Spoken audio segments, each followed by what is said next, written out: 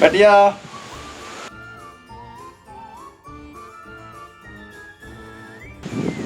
පැටියා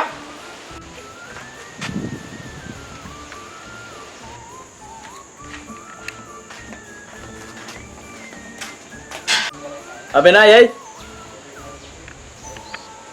කොහෙද කො ගියේ බඩ එකපාරක් කතා කරුවම මෙතන එන්න බෑ මෙලහට ඉතින් කේනම ෆෝන් එක ඔබ ඉන්නේ නැති මොකද බඩ ඉතින් මම මේ ඔක්කොම ටික කරලා හක්කලා අහට සම්තින් එකයි මෙහාට සම්තින් එකයි දීලා ගේම ගහනවා බලට පිඟානට එනවා අවුලක් නැහැ මොකද මගේ සම්තින් අඩු වෙලා මෙවර හොතරම අඩුයි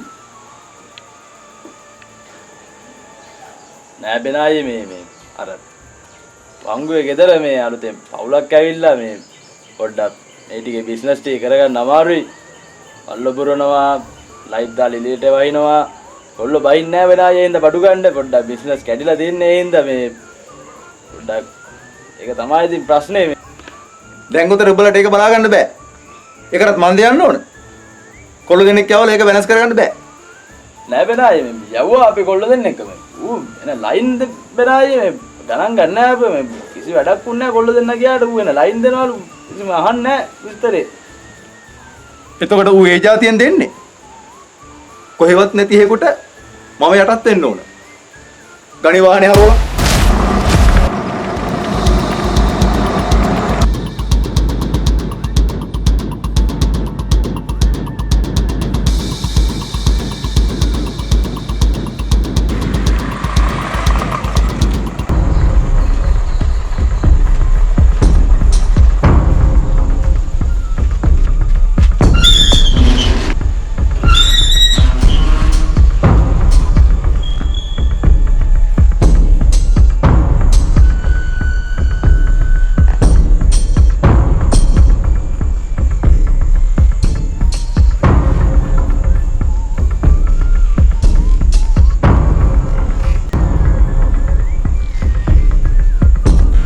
Karma.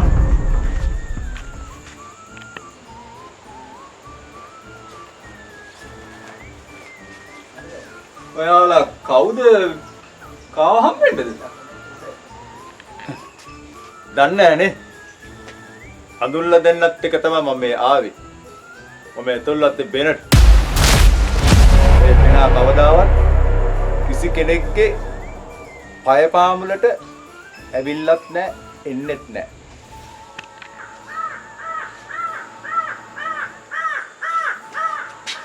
මහත්යත් එක්ක මගේ ඇරියස් එකකුත් නැහැ. මහත්යට මගෙත් එක්ක ඇරියස් එකකුත් නැහැ. මේ ගෙදරට මීට කලිනුත් පවුල් කීපයක්ම ඇවිල්ලා හිටියා. හැබැයි ඉන්න හම්බුනේ නැහැ.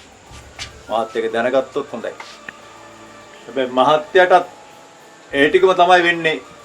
මගේ වැඩවලට බාධා වුණා. මහත්යාගේ බල්ලු පුරනවා. එතකොට රැට ලයිට් දාලා මහත්ය විපරම් කරනවා. තමයි කොල්ලන්ට බලපාලා තියෙනවා. මගේ බිස්නස් කඩා වැටෙනවා ඒ හින්දා.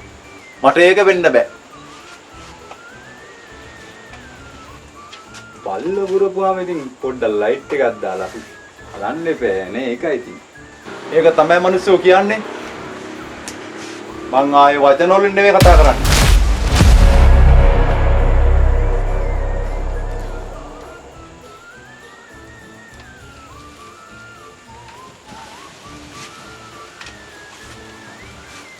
නෑ මහත්තයා. මහත්තයාගේ බල්ල පුරන්න ඕන. මහත්තයාගේ බල්ල පුරව මහත්තයා ලයිට් දාලා බලන්න ඕන.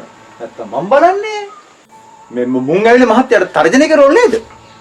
මහත්තයා ලයිට් දානවා බල්ල පුරනවා කියලා මුන් තර්ජනය කරා මුන් තමයි ඔක්කොම කරන්නේ. මුන් යන් කණි වහනේ. මහත්තයා සමා වෙන්න ඕන.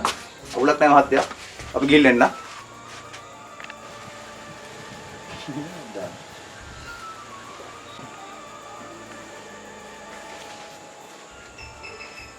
නායෝමි මොනවාද අනේ මේ හැමදාම මේ ජැකට් ඇස්සේ වැඩට යන්න ගියොත් එහෙම සෙල්ලම් බඩු දාලා පොඩි එකාගේ